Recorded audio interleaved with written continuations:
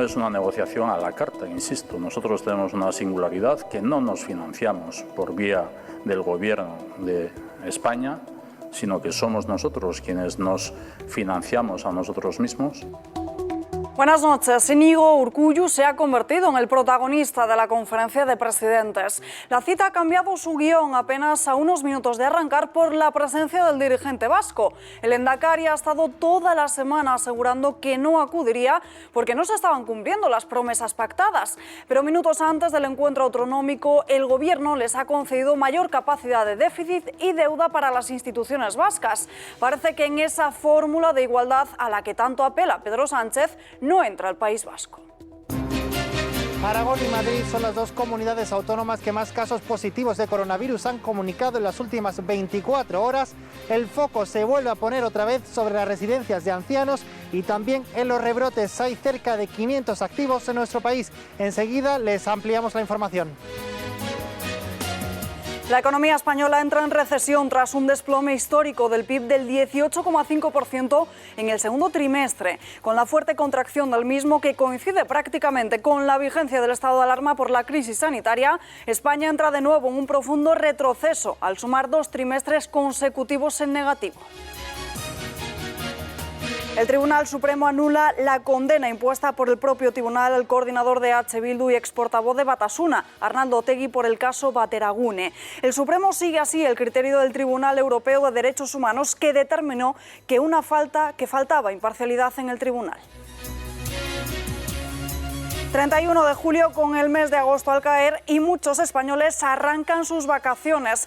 Unas vacaciones atípicas y muy extrañas por la pandemia del coronavirus. Hemos visto cómo el aeropuerto y también estaciones de trenes han estado prácticamente desiertas, una imagen muy diferente a las vistas en años anteriores, donde sí hemos visto movimientos en las carreteras, retenciones a las salidas de las ciudades desde las 6 de esta tarde.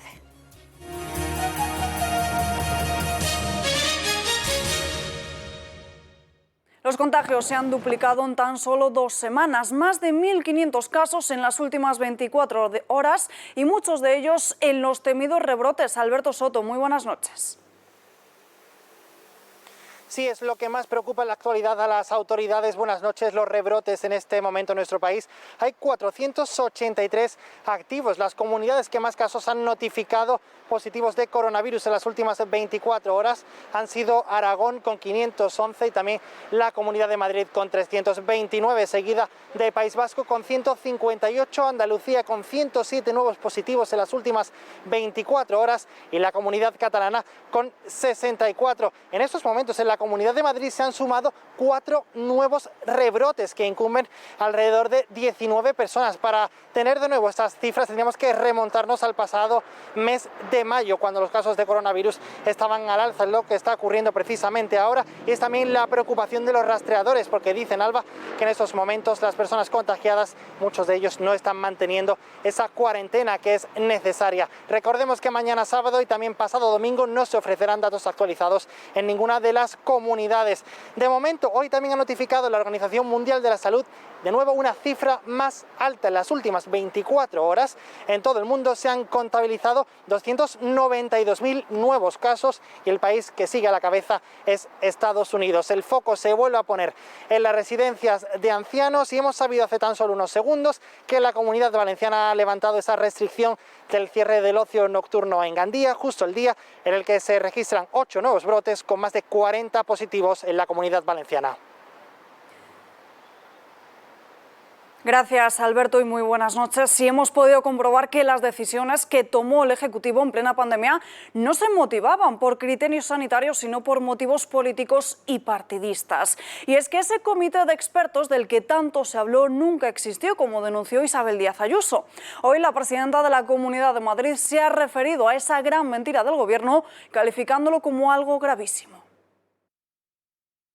La verdad es que es sorprendente porque he oído del Gobierno de España en numerosas ocasiones tomar decisiones en base a un supuesto comité de expertos que ahora hemos visto que no existía. Y nosotros tuvimos que recurrir a los tribunales, en concreto al contencioso, a la Sala de lo Contencioso del Supremo, porque no nos dejaban pasar de fase, nos estancaron la economía en Madrid en la fase 0.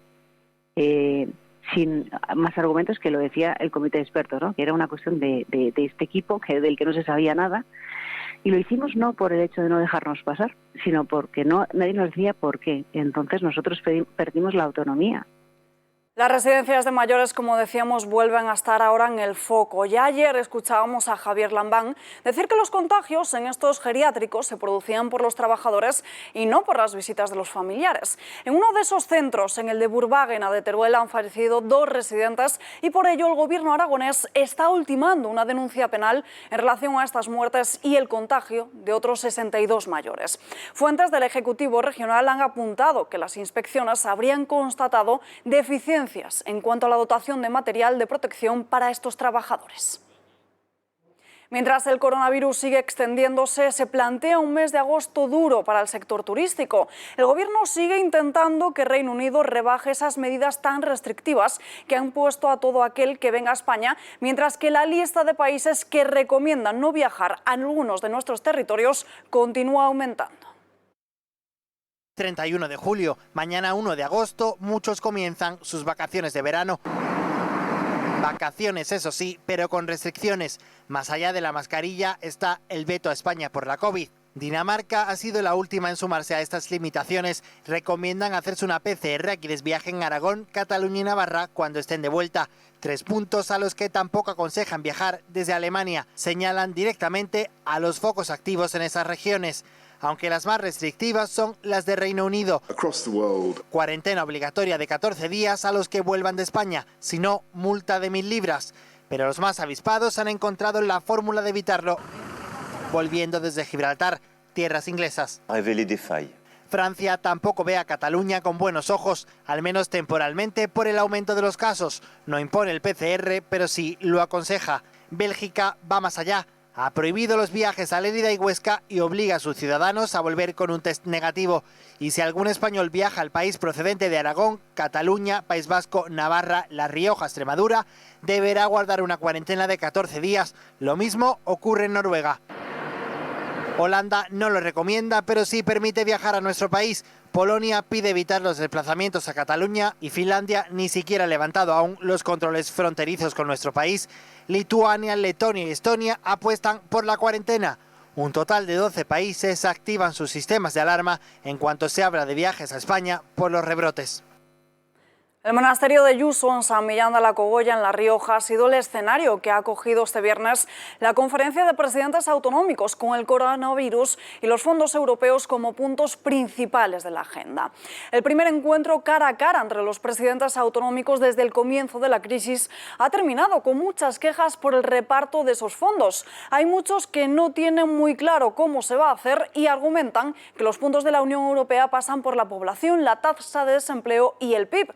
Sin embargo, otros dirigentes se han reconocido que el fondo va a ir en función de los proyectos y que van a estar basados en pilares como la digitalización y el Pacto Verde. El líder de Unidas Podemos ha aparecido muy sonriente y charlando de forma distendida con su compañera María Jesús Montero. Y justo en esa caminata se ha mostrado el enfado de muchos de los ciudadanos con la doble vara de medir de Pablo Iglesias. Y si no, fíjense cómo un ciudadano le grita que se vaya a su casa de Galapagar.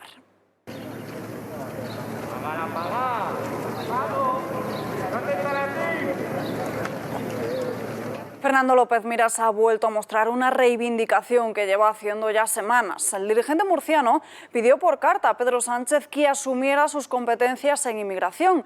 López Miras avisa de que este fin de semana se espera que lleguen más pateras a las costas murcianas y reprocha que nadie se haga responsable.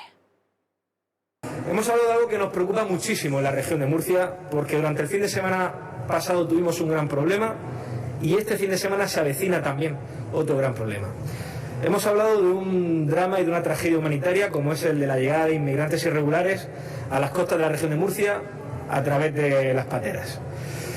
Saben que hasta ahora la competencia en extranjería, en inmigración, es de la Administración Central. El fin de semana pasado recibimos a casi 500 inmigrantes ilegales que llegaron en pateras a las costas murcianas. De estos casi 500 inmigrantes ilegales es importante destacar que el 10% venían infectados por COVID-19 Y recibimos el mismo sábado un protocolo del Ministerio en el que dicen que a las 72 horas se desentienden de esta circunstancia y tenemos que asumir su custodia las comunidades autónomas. Se espera una llegada masiva también de pateras para este fin de semana y le hemos dicho al presidente del Gobierno que necesitamos la colaboración de las fuerzas y cuerpos de seguridad del Estado para la custodia de estos inmigrantes. Si es cierto que a las 72 horas ellos se van a desentender y que necesitamos infraestructuras para poder alejarlos. Declaraciones en esa conferencia de presidentes con un cambio de guión en el último minuto porque Íñigo Urkullu finalmente sí ha acudido a esta cita autonómica. Lo ha hecho, eso sí, después de haber raspado al presidente del Gobierno, a Pedro Sánchez, privilegios para las instituciones vascas. Sorpresa en la conferencia de presidentes autonómicos en San Millán de la Cogolla, en La Rioja. Primera reunión con el presidente del Gobierno presencial desde que empezó la pandemia y muy importante además porque aquí se decide el reparto de los fondos de recuperación europeos. Estaba previsto que asistieran todos menos el presidente de la Generalitat y el lehendakari vasco, que avisaron que no vendrían, pero finalmente Íñigo Urkullu ha asistido a esta conferencia. El presidente autonómico vasco ha comunicado a Pedro Sánchez a primera hora de la mañana su decisión. Pero ¿cuánto nos va a costar esta presencia hoy de Urkullu? ¿Qué le ha ofrecido el Gobierno? Por el momento que sepamos, el Gobierno del País Vasco ha alcanzado con el de Sánchez un acuerdo sobre la senda de déficit y la capacidad de endeudamiento de su comunidad. Fuentes del Ejecutivo vasco aseguran que este acuerdo se ha alcanzado tras días de conversaciones y escritos entre Pedro María Azpiazu, consejero vasco de Hacienda, y María Jesús Montero, ministra de Hacienda. El acuerdo recoge un déficit del 2,6% y una deuda pública del 15,9% en 2020. Este objetivo fija que el déficit del País Vasco pueda alcanzar aproximadamente 1.700 millones de euros, si bien es una cifra revisable en función de la coyuntura económica. Sabido era por todos que la asistencia de Urkullu a la conferencia no era coincidencia. Un pacto que en el Partido Popular no han visto con buenos ojos. Pablo Montesinos se ha preguntado qué es lo que se ha pactado exactamente y además ha cuestionado que no se haya negociado en el marco de esa reunión de presidentes. ¿Qué ha pactado en la penumbra el Gobierno de Pedro Sánchez con Íñigo Urkullu? ¿Por qué no se ha negociado en el marco de esa comisión, de esa conferencia de presidentes donde están todos los presidentes autonómicos? ¿Qué tiene que ocultar Pedro Sánchez? Le exijo a Pedro Sánchez formalmente en nombre del Partido Popular transparencia y le exijo a Pedro Sánchez que defienda la igualdad de todos los españoles. Todos somos iguales, los andaluces, los castellano-manchegos y los vascos. Transparencia e igualdad de todos los españoles. Eso es lo que tiene que defender Pedro Sánchez. Y si no lo hace, ahí van a estar nuestros presidentes autonómicos. Íñigo Urkullu ha respondido a toda la polémica. El dirigente vasco ha afirmado que no ha sido una decisión de última hora, sino que lo pensó ya ayer por la noche y que no hay pactos a la carta porque el País Vasco dice que se financia a sí mismo. Que no es una negociación a la carta, insisto. Nosotros tenemos una singularidad que no nos financiamos por vía del Gobierno de España, sino que somos nosotros quienes nos financiamos a nosotros mismos y lo que sí, evidentemente, pudiéndonos haber correspondido una parte de ese tramo de los 5.000 millones de euros por caída de recaudación y al que no recurrimos, necesitábamos una senda de déficit.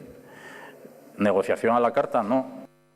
Y el que sí ha mantenido su palabra y no ha acudido a esta conferencia de presidentes ha sido Quim Torra. El presidente autonómico esgrimió dos motivos: la pandemia de coronavirus y la presencia del rey Felipe en esa reunión. Torra le ha reprochado hoy al socialista que el encuentro no era debatir, solo de cara a la galería para hacerse la foto.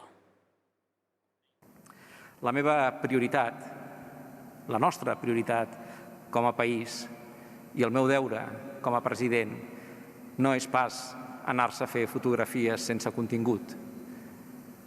El meu deure és defensar els interessos dels catalans.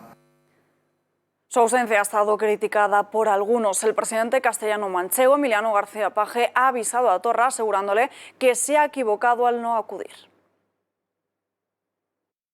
Cataluña, cada vez que da una espantada de esta naturaleza, pierde legitimidad y credibilidad para reclamar.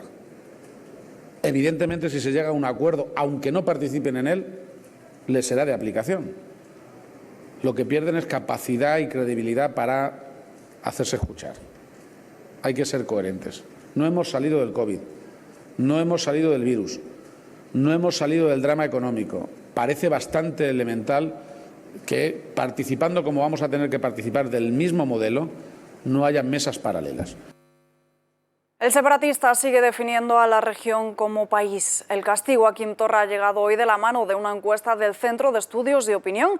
Más de la mitad de los catalanes rechazan una hipotética Cataluña independiente. Por primera vez desde que se introdujo hace 6 años esta pregunta en las encuestas, esta magnitud supera la mitad de la población, con un 50,5%. Por otro lado, los partidarios de alcanzar la independencia se sitúan en el 42%, una de las notas más bajas de los últimos tiempos.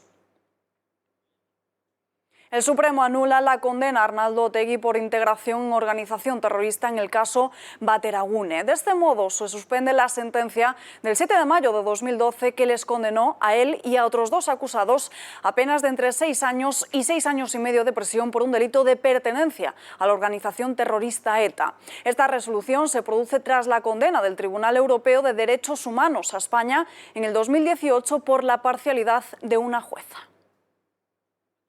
Esto se produce un día después de que Josu Ternera haya salido de la prisión francesa en la que se encontraba para iniciar su libertad bajo control telemático. EH Bildu ha reaccionado a esta noticia con un polémico comunicado. Los vínculos de Bildu con el terrorismo etarra son innegables, pero hoy, además, presumen de ellos. En una nota pública celebra la excarcelación de Josu Ternera, al que mandan un abrazo y al que califican como uno de los principales protagonistas en el trabajo a favor de un escenario de solución en Euskal Herria. Es más, denuncian el ánimo de venganza de los estados francés y español y la crueldad sufrida estos meses. Dicho así, el pobre Josu pasaría por un angelito, pero no.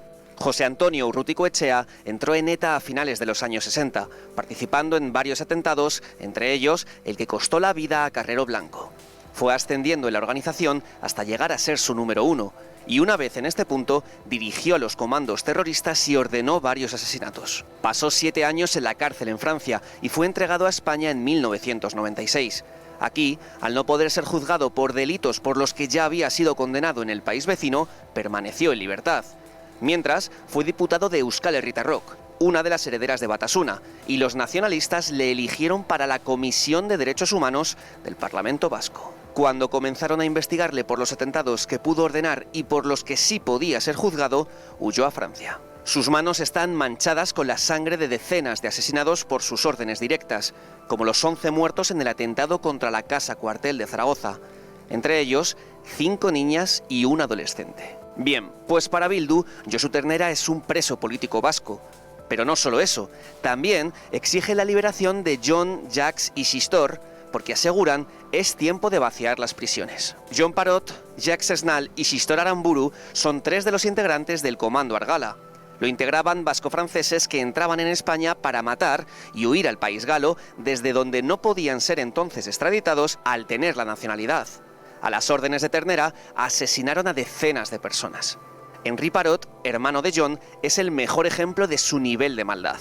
Él solo participó directa o indirectamente en 82 ejecuciones.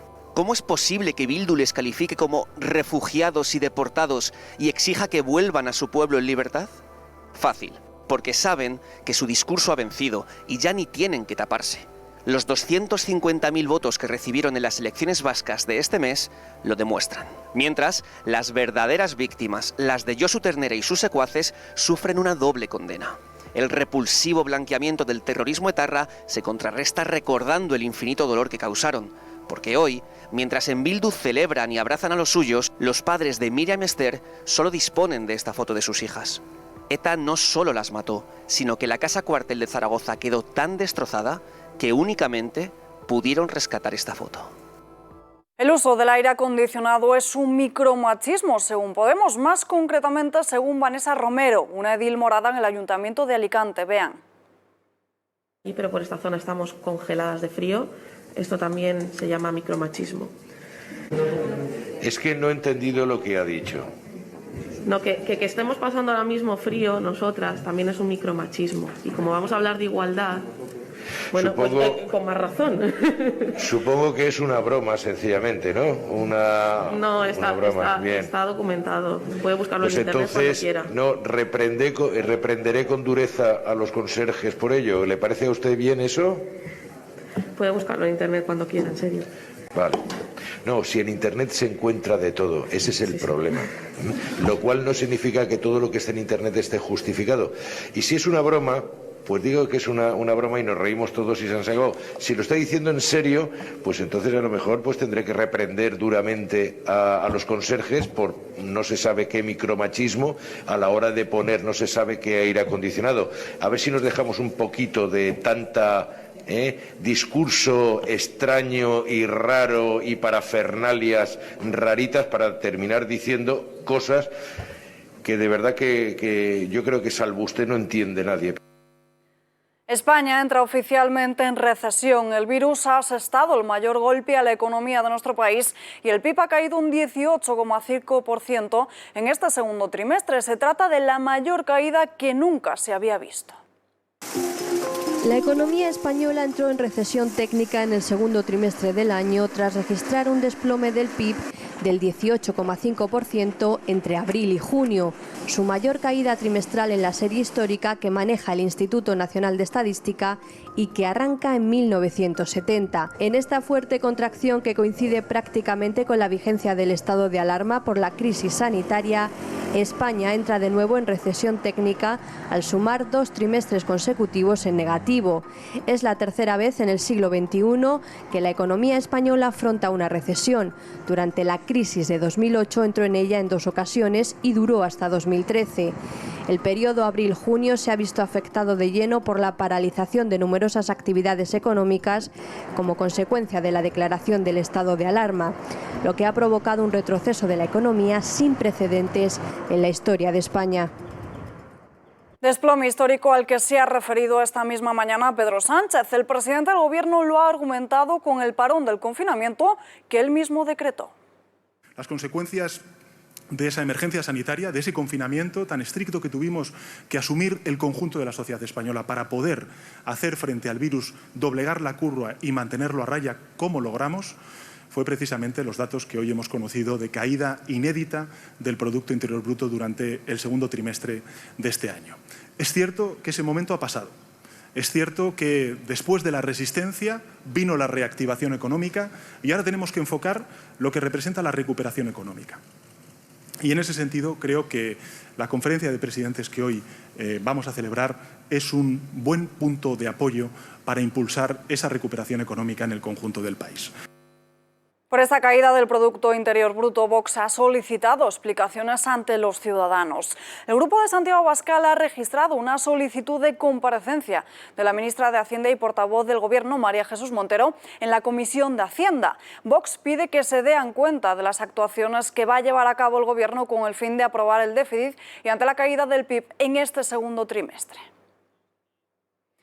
El COVID-19 hunde a España y ya se han destruido miles y miles de puestos de trabajo en España. Desde ATA han lamentado los datos del PIB pidiendo un plan de estímulo para la economía española que evite la destrucción de empresas, autónomos y puestos de trabajo. Muy malos datos los que hemos conocido hoy del PIB, con un desplome del 18,5%. Ha caído el consumo un 22% y las exportaciones un 33%. Mala situación de la economía española. No estamos en estos momentos ni para aplausos, ni para show, ni para parafernalia.